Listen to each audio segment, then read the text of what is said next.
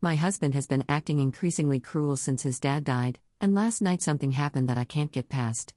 My 30F husband, 35M, has been acting really erratic this entire year. For context, we've been married for 3 years. His father passed away at the beginning of the year.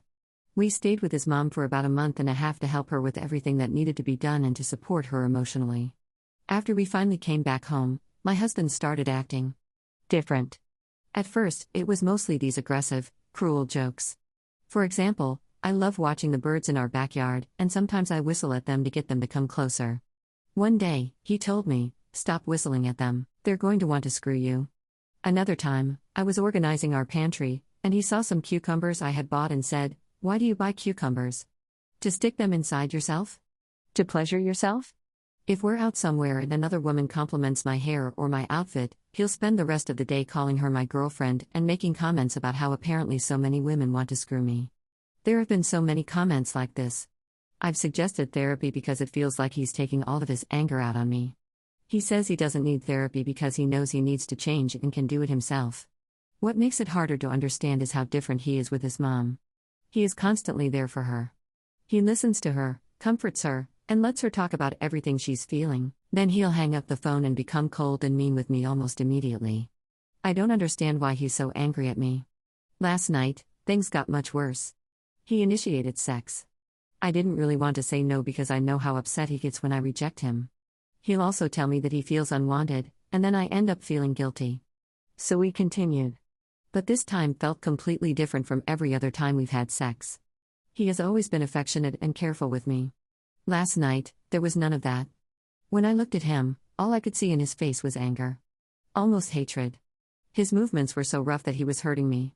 I was actually scared to tell him that he was hurting me. Eventually, I pushed him off me and said, "I'm hurt." I specifically said it that way because I was afraid of sounding like I was blaming him. Then I started crying. And while I was lying there crying, he grabbed my hand and put it on his dick because he wanted me to help him come. I can't really explain the disgust and anger I felt in that moment. I was literally crying in front of him, and that was what he was thinking about? I immediately pulled my hand away. He laughed and said, "You escaped." I just kept crying as he went to take a shower and then went to sleep. He didn't comfort me. He didn't ask if I was okay. Nothing. I've never felt so disgusted or objectified by anyone before, let alone my husband. His comments and jokes had already been making me extremely uncomfortable, but after last night, I feel like something in me just broke. I don't know if there's any coming back from this. Right now, the thought of him touching me again makes my skin crawl. Has anyone experienced something like this with a partner, especially after they experienced a major loss? Can grief actually explain this kind of personality change? Before this, he did make some jokes and comments, but never to this extreme level. I don't really know what I'm looking for. Perspective, advice, maybe just someone telling me what they would do in my position. Anything would help. Edit. Thank you so much for all the messages and comments with resources and advice. Really, from the bottom of my heart.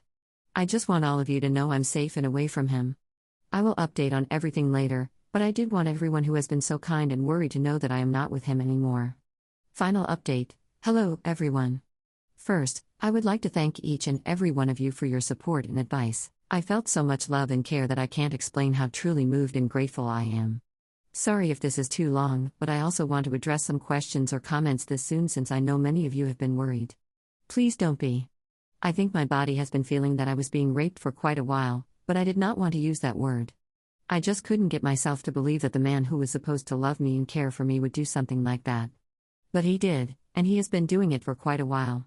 For the entirety of our marriage, I have not been able to shower on my own. Not even once. Not even in winter, when I'd shiver waiting for my turn to get on the water. He said it was his love language, that showering together made him feel connected. In reality, he expected a blowjob from me every single time we got in the shower. Sometimes I'd avoid showering altogether because I did not want to deal with that. Other times, I'd try to shower as quickly as I could and jump out before he started to seduce me. He'd laugh, like I mentioned he did, and he'd also say, "Oh, you're escaping," as I grabbed my towel and ran out. Regarding the overtly sexual jokes, it reminded me of an incident we had with one of his friends, who is also 35M. I was used to this friend making a sexual joke or two to my husband every time we'd hang out. It would be weird, but I thought, well, maybe that's just their humor. But one night, this friend sat beside my husband and wouldn't stop touching him and making very extreme and intense sexual jokes directed at my husband. The tone of all of them was basically his friend wanting to screw him.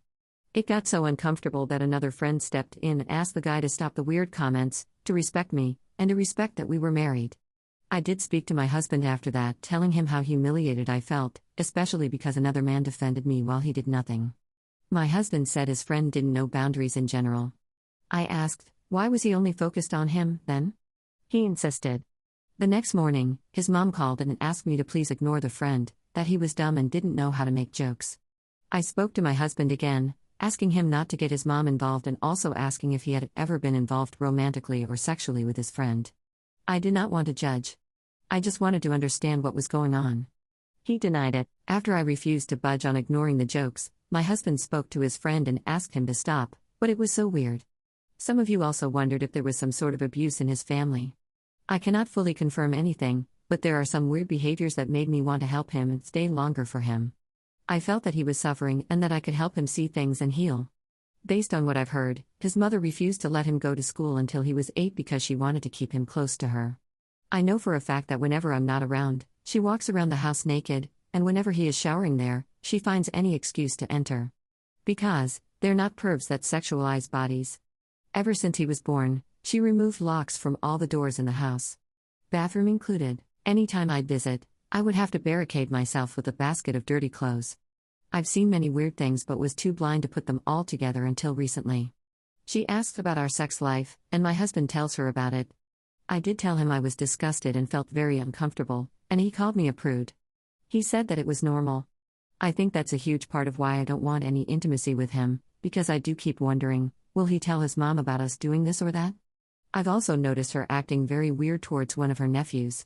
He's 11 now, and whenever she visited him or he visited her, he slept on her bed, despite my Phil telling her he was uncomfortable with that. Every night, she called and still calls the nephew so they can chat through dinner, again despite my Phil asking for some nights without FaceTiming the kids so they could speak together alone.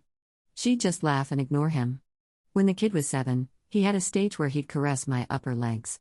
I'd ask him not to do that and spoke to my husband, who was my boyfriend at the time, about it. He said, he's just a kid, and he's neurodivergent, so he doesn't know boundaries. My concern was him doing that outside and someone reacting aggressively toward the kid, or an adult with bad intentions allowing it. It stopped.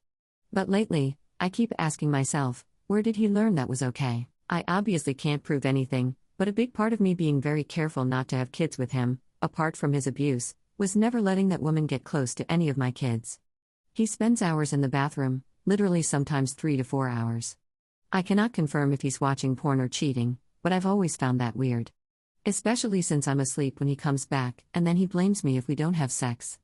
We have fought over him having inappropriate messages with friends. Once, a message popped up while he showed me a video. A girl was telling him, "I like you so much." I asked who that was since I do know his female friends. He said she was a friend who lives abroad. I asked what was going on, and, as always, he turned it on me for being insecure. He said he felt so bad because his love wasn't helping me let go of my insecurities. A year later, he asked me if she could come stay in our house because she was spending the holidays here and got so upset when I said no. Another one of his friends sent him an overtly sexual invitation. He told me about it, but said that he asked her not to do that because now he's married. He used to make those advances on her when she was in a relationship. His excuse was, "But I wasn't." He also makes sure to tell me when women are checking him out, which apparently happens every time we're out. I'm fine with that. I just laugh sometimes because he thinks women getting super close to him is flirting, yet my brain screams, pickpockets. One last thing before I explain what's going on now, the last time I tried to start being intimate was when I planned a romantic date. It had to be at home because he hated going out. A summary: it can't be too early because he gets cranky. It can't be in the middle of the day because the sun is too strong. It can't be at night because it's too dark to drive. So I planned a romantic dinner in our house, and as I was taking the wine out, he got so upset and shouted, "So you can only screw me when you're drunk?" As you can imagine, the date was cancelled. So, what happened? Yesterday, he acted like nothing happened. He was very sweet, which was weird because lately, after sex, he'd be so angry, which was so confusing to me. I obviously wasn't happy, but I was trying to act calm and not cause any reactions out of him while I figured out what to do. At night, he asked me what was going on. I did speak with him. I told him how I felt, how humiliated I was, and how I felt like an object. He acted like a victim again, saying he only reached for my hand to show me I was still desirable, even if I was crying. He said he did it to help me gain confidence despite not being able to finish before. I was even more disgusted and asked why he left me crying to go shower and then went to sleep. He just shrugged and said he figured I was upset and left me to deal with it. I decided to stop engaging in that pointless argument. I would just nod until he stopped talking to avoid hours of that same loop of blaming me for my feelings. Then today, he woke up and told me he needed to go to his mom's house indefinitely. He said that he needs to be there for her, but also for himself. That our house isn't healthy for him anymore. That it's the only way for him to get better and heal. I just nodded and agreed. Even if I know that's not true and his mom's house is deeply toxic and unhealthy for him, I needed to think about me. And he left with his car. I felt as if a guardian angel, the universe, or so many of your wishes and prayers had done this. When he left, I couldn't stop crying. Out of happiness. Somehow, the road seemed to open for me in a way that wasn't as dangerous. I packed some essentials, and I'm waiting to take a flight to be with my parents. I will not tell him anything, and I'm leaving before he regrets anything or tries to check on me. There, I will talk to lawyers about the next steps for divorce. My friends and family have my back, and I feel very lucky to have so many people supporting me despite years of me being isolated.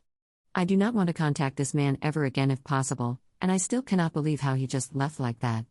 I'm a bit shocked that I don't need many days of planning, of being scared, or of trying anything to get out safely. And now that I mentioned a guardian angel, I started to cry because, well, some of you mentioned if I had a brother or someone taller or stronger than my husband to ask for his help to come get me. My brother died when I was 14, and he was 20, in a very terrible accident. He was quite tall and strong and had a heart of gold. He was like a teddy bear. He would have moved the entire world to help me, and I think he did today. So thank you for the advice, wishes, and prayers. Thank you all. Whenever there are any advances on what I hope will be a smooth divorce, I'll let you know. But again, thank you to everyone who was worried for me and who gave me advice and resources. I deeply value it all. And I will read all of the recommended books. I have been going to a therapist, but I may change to someone specialized in trauma and abuse as I go through the divorce and keep wrapping my head around everything that happened, and how somehow I kept ignoring it or thinking it wasn't a big deal. Thank you, Morgan, and all of this amazing community for being so caring and helpful. You're right. I knew something was very wrong.